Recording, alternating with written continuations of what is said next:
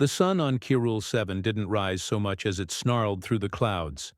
A thick green fog blanketed the jungle, stinking of sulfur and metallic pollen. Birds the size of motorcycles screamed overhead. And everything, plants, dirt, even the air, hummed like a dying battery. It was a beautiful place to die, or so Kyle Mercer thought, slumped against a tree trunk, blood pouring from a wound high on his ribs. He wasn't dead yet, though. That much annoyed the trio of alien hunters watching him from the ridgeline, heat signature visors blinking in, alternating pulses of violet and amber. They stood cocky and still, their posture relaxed like campers admiring a fresh kill. That took, what, 32 seconds? Zeltox muttered with bored satisfaction, voice filtered through a throat modulator, tuned to what his kind called intimidation frequency. To Kyle, it sounded like Darth Vader trying to order at a drive-thru. He tilted his head. Not very sporting. Torque grunted and hoisted the long plasma rifle off his shoulder. Not fair, he said in the gravelly purr of a Plotharian brute. Human barely moved, just walked in circles, like a lost Calath pup. He was humming, Nuv added, adjusting his visor. I ran the tune through translator algorithms. Something called living on a prayer. No tactical significance, just noise. Zeltox rolled his multifaceted eyes. Of course it was. Primitive species always cling to sound rituals. Drums, chants, nonsense lyrics. Makes them feel bigger than they are. He motioned lazily toward Kyle. Go collect his tags. We'll have a drink before extraction. Kyle coughed, wet and rattling. His breath steamed in the air, shallow and quick. Pain throbbed up his spine and behind his eyes. He knew his lung was punctured, maybe both. Every breath tasted like copper and ozone. He couldn't move, not without passing out. But he could hear. And he could wait. Torque bounded down the incline, his massive feet sinking into the moss like anvils dropped into soup. He slung the rifle over his shoulder again and pulled out a wicked-looking blade. Jagged, ornamental, clearly not made for efficiency but for flair. I get souvenir?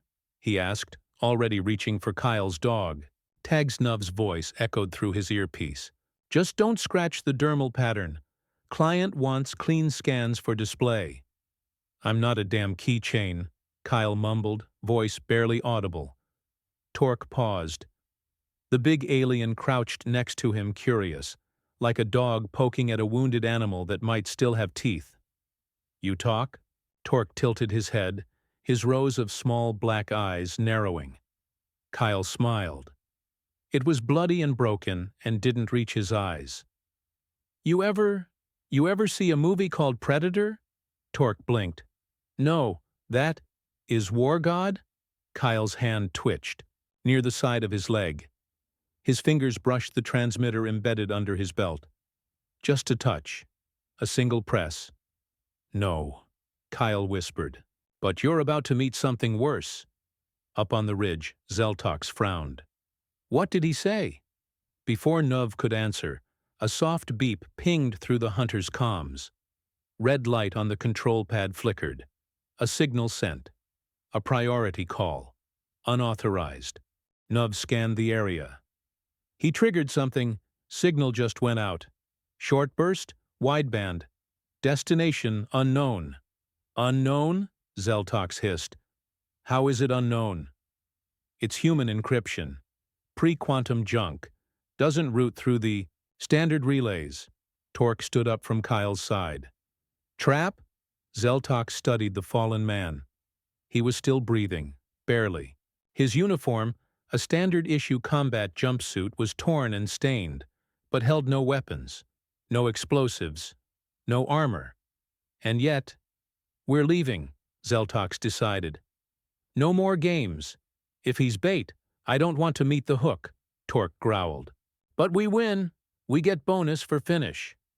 We're not paid to be idiots, Nuv snapped, already packing up his gear.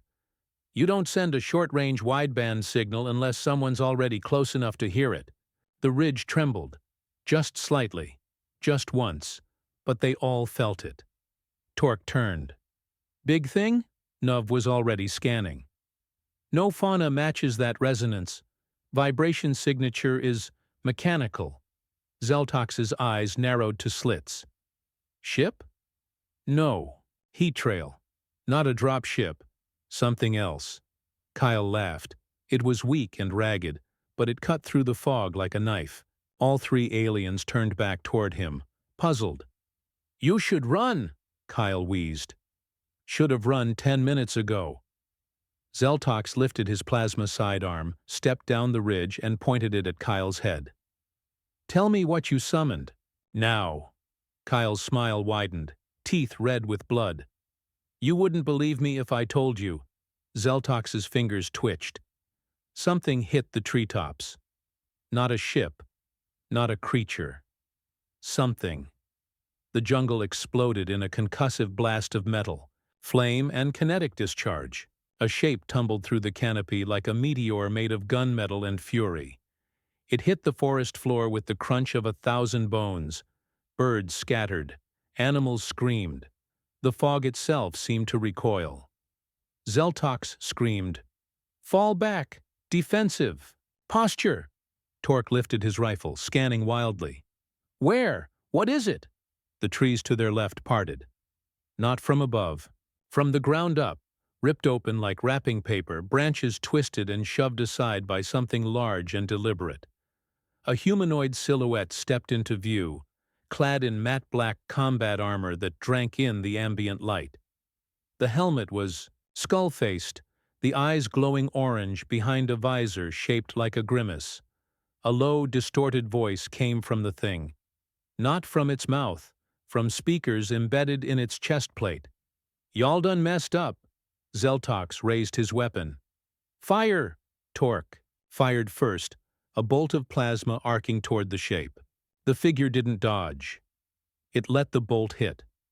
The armor absorbed the impact with a hiss, metal smoking. But the Reaper, if it could be called that, didn't even flinch. Then it moved. Fast. Faster than any of them could track. Torque screamed, as his rifle was torn from his hands and used as a club to shatter his kneecap. The brute went down with a sound like a bear choking. The Reaper moved again, twisting past Nuv's scattershot burst, sliding low, and delivering a kick that lifted the smaller alien off his feet. Zeltox fired. The bolt went wide. The Reaper was already behind him. A hand grabbed the back of his neck, fingers like a vice. Zeltox felt himself lifted off the ground. Human, he gasped, struggling. What? What are you? The Reaper's voice came through the speaker again. Calm. Cold. Final. Back up. Zeltox slammed into the trunk of a tree, hard enough to split bark. He crumpled, unconscious before he hit the ground. Nuv crawled backward, wounded, eyes wide. Who sends one man? The Reaper tilted his head, armor still smoking from the earlier shot. One man's all we need. He turned to Kyle. Kyle had passed out finally, breathing shallow, still alive. Barely. The Reaper knelt beside him, checked the pulse, and popped open a case on his belt. He jabbed a stim injector into Kyle's neck, waited, then stood, surveying the wreckage. One hunter unconscious, one crawling, one howling, on the forest floor with a shattered leg. Not bad for an opening act. He raised his wrist to his mouth. Mercer secured. Cleanup in progress. Notify command. Galactic hunters confirmed. They've been educated. The voice on the other end was filtered static, but recognizable. Reaper, status? He glanced at the carnage. Teaching moment successful. Above them, the sky began to darken. Not with weather, but with arrival. Kyle woke up somewhere between pain and panic, disoriented and angry that he wasn't dead. His first instinct was to reach for a weapon. His second was to vomit. He managed neither. His arm was restrained and an IV line snaked into the crook of his elbow, attached to a field med pack blinking quietly next to him. The air smelled antiseptic, laced with the familiar tang of blood and burnt circuitry.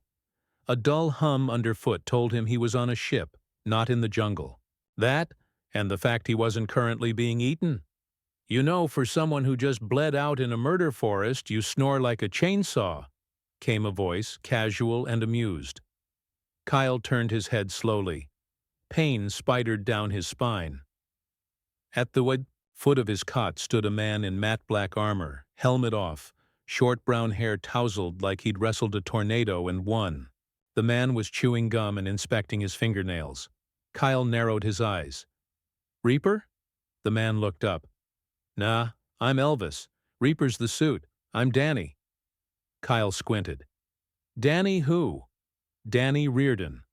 Sergeant, Earth Combined. Forces retired." He popped a bubble, then let it snap back. "I freelance now. Rescue missions, extraction ops, occasionally scaring the hell out of aliens who think humans are chew toys." Kyle groaned and leaned back. "You got here fast." "I was already on planet," Danny said, strolling to a console. "Running a low-profile recon op. Your signal hit my emergency band. Wasn't even encrypted. Real cowboy move, by the way." Eddie was a jammed comm unit. I hit whatever button wasn't red. "Well, you lucked out. I was bored." He tapped a few keys. "And you, my unfortunate human piñata, are lucky to be alive. That plasma bolt cooked your liver and nicked your lung. A little deeper, and you'd be in a barbecue pit with a name tag." Kyle's throat felt like sandpaper. "Why are you here? I thought the sector was off limits." It was. Then the Galactic hunters showed up. Danny's tone shifted, losing some of its levity.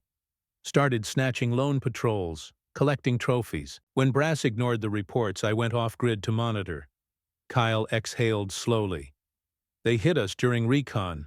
Thought we were just soft meat." "Well," Danny said, "you kind of are. But you held out long enough to push the panic button. I respect that." Kyle tried to sit up. His body objected violently. "How many did you take down?" "3. Plus one escapee who left a trail of plasma and pants. I let him go." "Why?" Danny smiled. "Because now he's telling his friends that Earth's got bogeymen." Kyle's eyes sharpened. "And they'll come back." Danny's grin faded. "They already are." He turned the screen so Kyle could see. Surveillance feeds flickered. Across multiple windows, jungle cams, satellite sweeps, orbitals, even intercepted transmissions. One in particular showed a convoy of ships piercing atmosphere, their hulls painted in crimson tribal patterns. The logo of the Galactic Hunters, an open maw with fangs, emblazoned across the sides. "They don't like to lose," Danny said.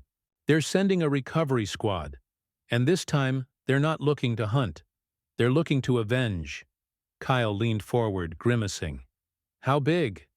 "Too big. Dropships, scout pods, armor mechs." Danny's jaw tightened. "And at least one elder." Kyle swore under his breath. "Elder class? I thought they retired centuries ago." "They do. Unless blood debt's invoked, killing a full hunting party triggers it. You may as well have burned their family photos." "I didn't kill them," Kyle said flatly. "No, I did," Danny replied. "But you're the one they saw first. You're the bait." Kyle shook his head. "I need to report to command. We've got outposts here. Families." "We already tried. Comms are jammed system-wide. Long-range relays? Sabotaged. The only active channel is theirs." "So we're stuck?" Danny grinned. "Oh no, we're improvising." He tapped a schematic on the screen, a rough blueprint of a decommissioned mining station hidden beneath the jungle surface, covered and forgotten after the resource veins dried up. It had power, basic defenses, and a few tricks the galaxy had long written off as obsolete. "This place is full of stuff the hunters won't expect," Danny said. "Old-school traps, manual override doors, acid pipes, even a fusion core you have to kick to restart." Kyle frowned. "You want to use An abandoned mine to fight an elite alien death cult. Not just fight. Danny leaned closer. Humiliate. Kyle gave a short, breathless laugh. You're serious? Oh yeah, these guys run on pride. Their whole society's built on showmanship. Theater. If we can make them look ridiculous, spook their morale, mess with their chain of command, they'll fracture, maybe pull out entirely.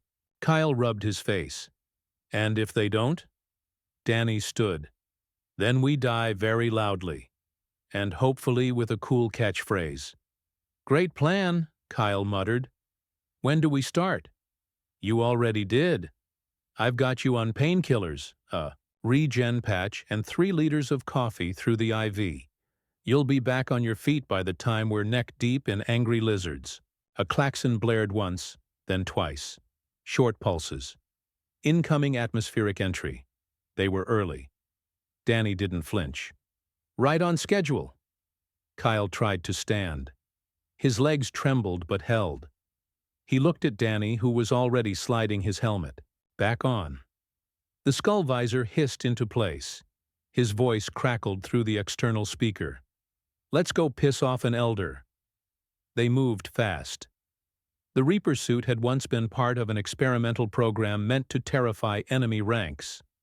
Stealth, systems, strength enhancers, and a sound profile that mimicked battlefield ghosts. When the program was shelved for being too psychologically destabilizing, Danny took his prototype and disappeared into the black. Kyle, on the other hand, had standard issue, Kevlar light, reinforced plating, and a railgun sidearm. But he walked with purpose now, the near-death haze replaced by something sharper. Not rage, not even revenge, just clarity. The kind born from realizing he was still breathing, and somebody out there hated that. The mining facility looked like something from a 1980s sci-fi B-movie. Rusted platforms, yellow-striped catwalks, flickering halogen lights. It even smelled old, like burned oil and stale popcorn. Kyle was almost certain the place had a VHS player somewhere. We've got 6 hours before the landing parties deploy, Danny said, checking the perimeter sensors. Then maybe 10 minutes before things go sideways. Kyle glanced around. How many people know we're here? Just us, and them. Danny tapped the wall. A small panel slid open, revealing a dog. Not a robot. An actual dog. Mutt. Scar over one eye. Looked like he ate metal and insults for breakfast. What the hell is that? Kyle asked. This is Boomer, Danny said, petting the mutt. He's part of my intimidation kit. Kyle gaped. You brought a dog on a recon mission? Brought? Danny looked offended. He followed me. Saved my life in a scrapyard 3 years ago. Knows when something bad's coming before the sensors do. Barks at cloaked ships. Pees on anything with more than 4 arms. The dog stared at Kyle. Kyle stared back. It growled. I like him, Kyle said. Boomer hates everyone. You're off to a good start. An alert chimed. 3 hunters. Dropships entered lower orbit, moving like birds of prey. Danny didn't move. He watched them with calm detachment, then pulled up the environmental controls. They land, they sniff around, they expect fear. They get slapstick. Kyle's eyes narrowed. You booby-trapped the jungle. Oh no, Danny said. The jungle booby-trapped itself. I just gave it bad ideas. Outside, thunder cracked. The ships began their descent. Inside, 2 men, 1 dog, and a few hundred yards of ancient mining equipment braced for war. The stakes weren't survival. They were reputation, perception. Humanity's whole mystique in this sector hinged on what happened next. Danny sealed the door and looked at Kyle. Rule number 1, he said. Always bring a Reaper to a trophy hunt. Kyle nodded. What's Rule 2? Danny grinned beneath the helmet. Make sure the galaxy hears the punchline. The jungle was alive with the sound of approaching doom. The galactic hunters, having tasted humiliation, were returning with vengeance in their hearts, and an arsenal to match. Their dropships pierced the atmosphere, leaving trails of fire as they descended upon the planet. Inside the abandoned mining facility, Kyle and Danny prepared for the onslaught, their minds sharp with anticipation. Danny, clad in his Reaper suit, moved with calculated precision, setting up traps and calibrating defenses. Kyle, though still recovering, assisted where he could, his determination unwavering. Boomer, the ever-watchful canine, paced nervously, sensing the impending conflict. The facility's defenses, though outdated, were formidable. Danny had reactivated automated turrets, repurposed mining equipment into weapons, and rigged the corridors with improvised explosives. The plan was simple: lure the hunters into the facility and let the environment do the rest. As the first of the hunters breached the perimeter, they were met with a barrage of gunfire and explosions. The narrow corridors of the facility funneled them into kill zones, where Kyle and Danny picked them off with ruthless efficiency. The hunters, accustomed to being the predators, found themselves outmaneuvered and outgunned. Amidst the chaos, Danny's voice crackled over the comms. "Remember, Kyle, it's not just about surviving. It's about sending a message," Kyle responded. With a grin, "Message received loud and clear." The battle raged on, with the facility's traps claiming more of the enemy. The hunters' advanced technology was rendered useless in the face of old-school ingenuity and human tenacity. Each fallen hunter served as a testament to the resilience of their prey. As the dust settled, the remaining hunters retreated, their numbers decimated and morale shattered. The facility, though battered, stood as a symbol of defiance. Kyle, Danny, and Boomer emerged victorious, their bond forged in the crucible of battle. Danny removed his helmet, revealing a satisfied smile. "Well, that was fun," he remarked. Kyle nodded. "Let's hope they think twice before messing with humans again." Boomer barked in agreement, his tail wagging. The trio stood amidst the wreckage, ready for whatever challenges lay ahead. The aftermath of the battle left the jungle eerily silent, save for the occasional crackle of smoldering debris. Kyle and Danny stood amidst the wreckage, their bodies bruised but spirits unbroken. Boomer, ever vigilant, sniffed the air, his ears perked for any sign of lingering danger. Danny removed his helmet, revealing a face etched with exhaustion and determination. "Well, that was a hell of a welcome party," he remarked, surveying the carnage. Kyle nodded, wiping sweat and grime from his brow. "They underestimated us. Thought we were just another primitive species to conquer." "Their mistake," Danny replied, a hint of satisfaction in his voice. "But this isn't over. They'll regroup, reassess, and come back stronger." Kyle's gaze hardened. "Then we'll be ready. We've shown them that humanity isn't to be trifled with." Boomer barked in agreement, his tail wagging despite the tension. As they made their way back to the facility, the trio remained alert, knowing that the battle had only just begun. The Galactic hunters would return, but so would the defenders of Earth, ready to protect their home with unwavering resolve. The war was far from over, but for now they had earned a moment of respite, a chance to regroup, strategize, and prepare for the challenges ahead. And when the time came, they would stand united once more, ready to face whatever threats the galaxy had in store.